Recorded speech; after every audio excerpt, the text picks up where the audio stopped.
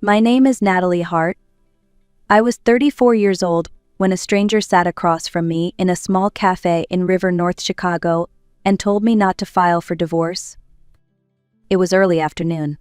The place smelled like burnt coffee and rain-soaked coats. Office workers talked softly around us. Nothing about the moment looked dramatic, but my chest felt tight as if the air had suddenly changed. The man introduced himself as Daniel Reed. Calm voice, careful posture, not nervous. Not angry, just controlled. He said my husband's name as if it were a fact, not an accusation. Your husband is seeing my wife. I did not gasp. I did not cry. I felt something colder settle in my stomach. Confirmation has a weight that suspicion does not. Daniel placed a thick envelope on the table between us. He did not open it yet. He looked at me and said one sentence that still echoes in my head. If you move first, you lose. I stared at the envelope. My hands were steady even though my heart was racing. I had imagined this moment 100 times. I thought I would scream or confront or collapse. Instead, I sat still. Daniel explained quietly, "Courts do not hear pain, they hear proof. If you act on emotion, you protect the people who lied to you. If you wait, you protect yourself." He told me he had learned this the hard way. He had already spoken to lawyers. He had already started documenting everything. Dates, times, locations, patterns.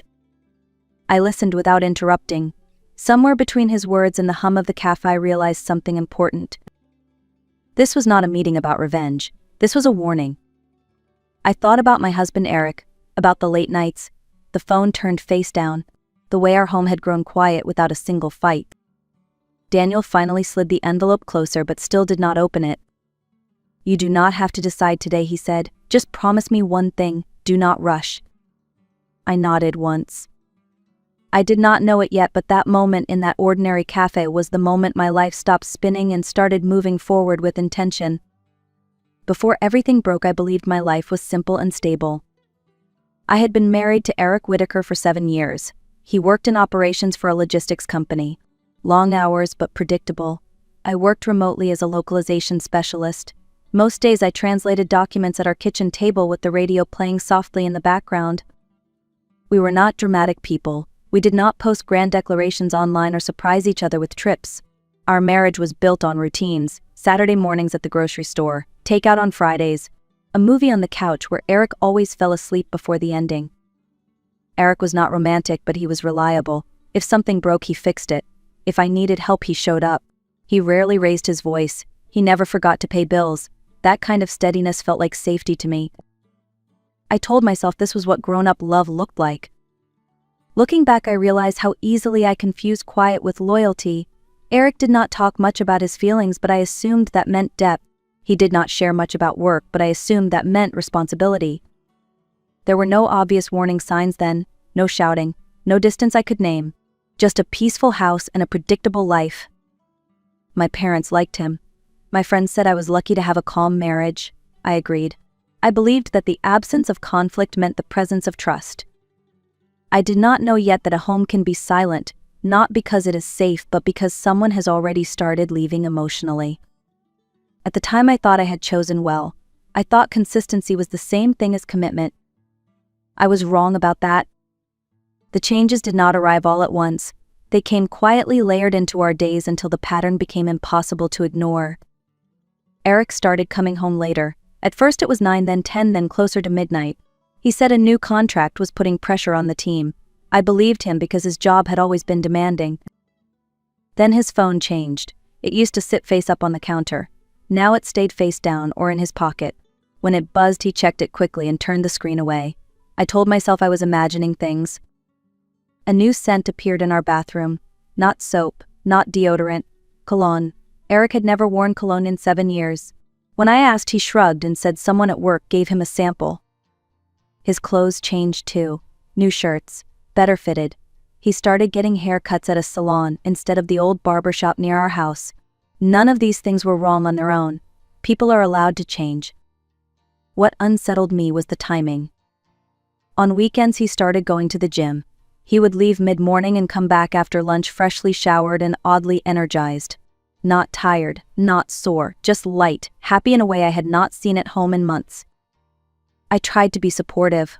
I packed dinners. I sent messages asking if he needed anything. His replies grew shorter. Sometimes hours passed before he answered. When he did, the words felt distant. If you have ever felt your house grow colder without a single argument, you know what I mean. Nothing was loud enough to confront, but everything felt wrong. At night, I lay awake listening to him breathe and wondered when exactly the shift had happened. I was not looking for proof yet. I was looking for reassurance. But my body already knew something my heart was trying to ignore. I kept telling myself not to be paranoid, to be patient, to be understanding. Still, a quiet voice inside me kept repeating the same sentence. Something is wrong. The moment everything changed happened on an ordinary weekday evening. I met a friend for dinner near the Loop. We were seated by a window facing the street. Traffic lights reflected on the glass. People passed by carrying umbrellas and briefcases. I was halfway through a conversation when my eyes caught something familiar across the street. Eric. He was sitting at a small table inside a cafe. At first I felt relief. Maybe I was wrong. Maybe work really had kept him late. Then I saw the woman across from him. She had dark hair and wore a wine-colored coat. They leaned toward each other as they spoke. Eric was smiling. Not a polite smile. Not the tired smile he brought home. This one was open and relaxed. A smile I had not seen in a long time. My chest tightened. I could not hear anything. It was as if the restaurant around me had gone silent. Then he reached across the table and took her hand. It was not dramatic. It was casual, familiar, the kind of touch that does not ask permission because it has already been repeated many times. I did not move. I did not stand up. I did not rush outside. My body refused to respond. My friend noticed my face and followed my gaze. She grabbed my arm and whispered that we should leave. I let her pull me away. My legs felt weak as if they no longer belonged to me. I went home alone. The apartment felt different that night. The couch, the kitchen, the photos on the wall. Everything felt staged like a set I no longer belonged in. Eric came home after midnight. He spoke casually, asked why I was still awake. His voice was normal. Too normal. I looked at his face and realized something painful. A person can lie calmly when the lie has already become routine. I did not confront him. I asked a gentle question about work. He answered without hesitation and walked into the bathroom. I sat on the couch listening to the shower run and made a decision. I would not react, not yet. Because once you see the truth, you do not get to unsee it. And I needed to be smart about what came next. From the next morning, I started living a double life. On the outside, I was the same wife. I made coffee. I asked about his day. I said goodnight. On the inside, I was watching everything. I started small. I wrote down the time Eric left and the time he came home. I noted weekends. I noted excuses. I did not follow him. I did not check his phone. I only observed what was already visible. When he said he was working late, I drove past his office once. His car was not there. I told myself not to panic. One absence is not proof. When he said he was going to the gym, I casually asked which one. Later, I checked the membership online. He had signed up. He had checked in once. That was when the weight hit me. Knowing someone is lying without being able to prove it feels like hearing a smoke alarm with no fire in sight. You cannot relax, but you cannot act either. I did not tell my friends. I was ashamed. I felt foolish for not seeing it sooner. I was also afraid of saying the words out loud without evidence. I met with a divorce attorney quietly. I told him everything. He listened and then said something I did not want to hear but needed to understand. Suspicion is not evidence. He explained that without proof, emotion works against you. A confrontation only teaches the other person how to hide better. Courts do not reward pain. They require facts. I left that office feeling heavier than when I entered. But I also left with a rule. Do not move until you can prove. That meant pretending, smiling, sleeping next to someone who was already gone. It was the loneliest thing I have ever done. But it was necessary. Daniel Reed appeared on a Tuesday afternoon. I was working from home when the doorbell rang. I assumed it was a delivery. When I opened the door, a man stood there holding a folder under his arm. Early 40s, well-dressed, calm eyes. He asked if I was Natalie Hart. We sat at a quiet diner a few blocks away. He did not waste time with small talk. My wife is seeing your husband. Hearing it out loud felt different from seeing it with my own eyes. the truth landed heavier, more final. Daniel told me his wife's name was Brooke Lancaster. He said the affair had started months ago. Late nights, weekend trips, the same pattern I had lived through. Then he opened the folder. Inside were photographs, Eric and Brooke at restaurants walking together, entering a movie theater, standing close in a parking garage. Each photo was labeled with a date and location. I recognized her immediately. The wine-colored coat, the same woman from the cafe. Daniel explained that he had hired a professional after his suspicions became impossible to ignore. He documented everything methodically, no emotion, just records. He did not gloat. He did not insult my husband. He spoke the way someone does when they have already cried alone and moved past shock. I felt two emotions at once, relief and grief. Relief because I was not imagining things, grief because it was real. Daniel slid a flash drive across the table. "You will need this if you decide to protect yourself," he said. I asked him why he was helping me. "Because we are in the same position," he answered, "and no one should go through this blind." Before we left, he gave me his number. He told me to call if I needed clarification on any of the files. As we stood to leave, he paused. "I will reach out again," he said. "There is something important we need to discuss." 3 days later, he called. This time his voice was more deliberate. He said he had a plan. We met again at the same cafe in River North. Daniel was already there when I arrived. He did not stand to greet me. He waited until I sat down. Only then did he reach under the table and lift a hard black case onto the empty chair beside him. The sound it made when it touched the floor was dull and heavy. He did not open it right away. "Before I show you this," Daniel said, "I need you to understand something. This is not about revenge. This is about timing." Then he opened the case. Inside were stacks of cash neatly bound. I did not need to count it to know it was a large amount. My breath caught despite myself. Daniel looked directly at me. "I am asking you not to file for divorce yet." My first reaction was anger. It felt wrong. It felt like being bought. I told him immediately that I was not for sale. He nodded as if he expected that response. "I know," he said. "That is why this is not a bribe. It is compensation for endurance." He explained slowly. If I filed now, Eric would panic. Panic would reach Brooke. They would cut contact, destroy evidence, rewrite their story. What looked clear now would become blurry in court. Waiting would do the opposite. Patterns would deepen, evidence would multiply, excuses would disappear. Daniel told me he planned to wait 3 more months. During that time, he would continue documenting everything legally and carefully. He asked me to do one thing only. Do not move first. No emotional messages, no confrontations, no sudden changes, only normal behavior and shared information that already existed. Facts only. I asked him why he needed me specifically. "Because if you move first, your husband will warn my wife," he said, "and everything I have built will collapse." The weight of it settled on me. Our situations were connected. One wrong move from either of us would protect the people who betrayed us. I stared at the case again. 3 months felt unbearable, living in the same house, acting normal, carrying this knowledge alone. Daniel closed the case and slid it toward me. "This money does not buy your silence," he said. "It buys you space, time to think clearly instead of reacting from pain." I did not touch it for a long moment. Then I nodded. I agreed to wait. Not because of the money, but because I wanted to end this the right way. With proof instead of rage. With dignity instead of chaos. I carried the case home that day, feeling its weight in my hands. Not the weight of cash. The weight of a decision that would change everything. The next weeks required a kind of discipline I did not know I had. Nothing about my routine changed. I still made breakfast. I still asked neutral questions.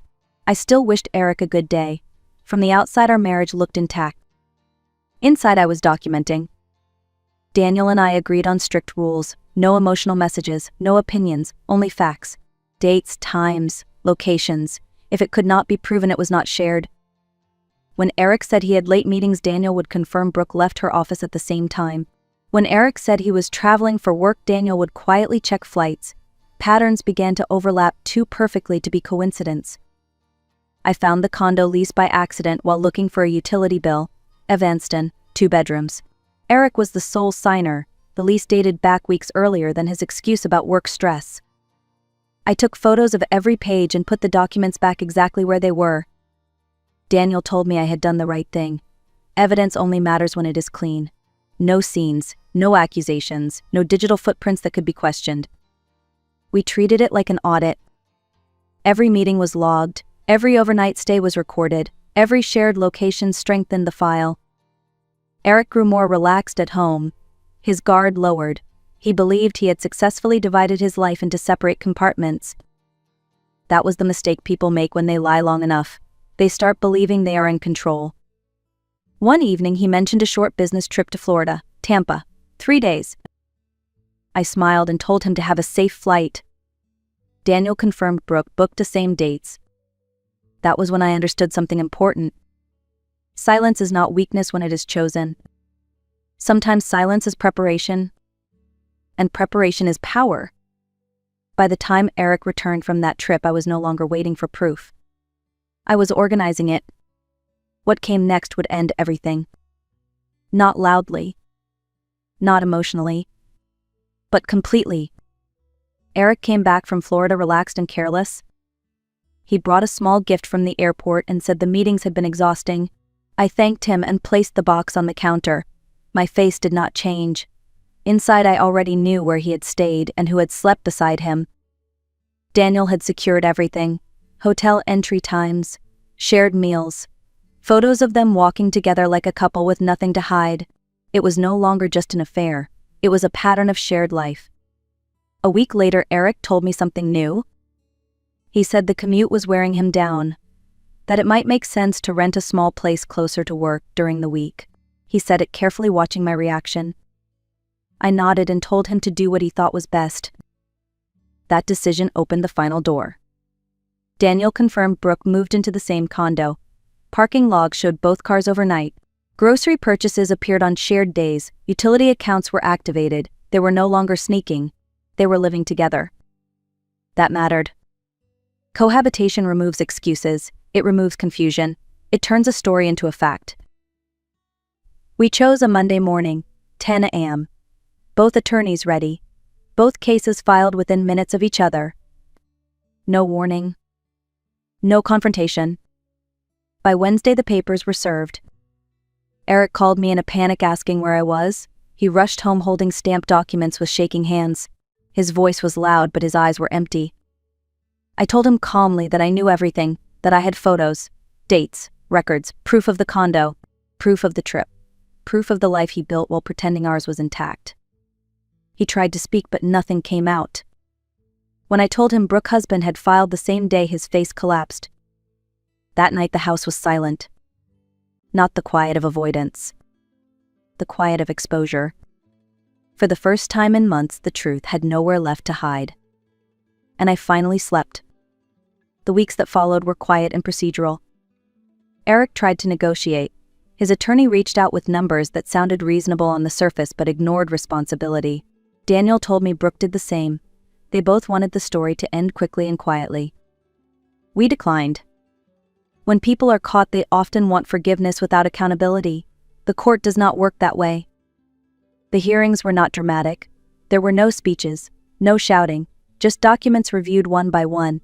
Photos, timelines, financial records, lease agreements, entry logs. Evidence does not raise its voice. It simply exists. When excuses were offered, they collapsed under timestamps. When blame shifted, it contradicted signed documents. The judge did not comment on emotions, he commented on facts. The ruling came weeks later. The marriage was dissolved with responsibility clearly assigned. The asset division reflected that responsibility. Damages were awarded, not as punishment but as acknowledgement of harm. Eric moved out shortly after. He packed quietly. He apologized once. I accepted the apology without reopening the past. Closure does not require reconciliation. Daniel received a similar outcome. We spoke briefly after everything was finalized. There was no celebration, only relief. What surprised me most was how light my home felt once the truth had passed through it. I repainted the walls, opened the windows, reclaimed the kitchen table where I used to work and worry at the same time. I began sleeping through the night again. Looking back, there are things I wish someone had told me earlier. Trust patterns more than words. Do not confront when you are confused. Confront when you are prepared. Protect your finances, your documents, and your support system quietly and early. Silence is not weakness when it is intentional. Waiting does not mean accepting, it means choosing the moment that protects you. This story is not about revenge, it is about self-respect supported by evidence. I did not win because I waited, I won because I waited with purpose. If this story resonated with you, share it with someone who may need to hear that patience can be powerful. Leave a comment and tell me where you are watching from. Would you confront immediately or would you collect proof first? Subscribe to The Art of Revenge for more stories about quiet strength, real consequences, and starting over with clarity.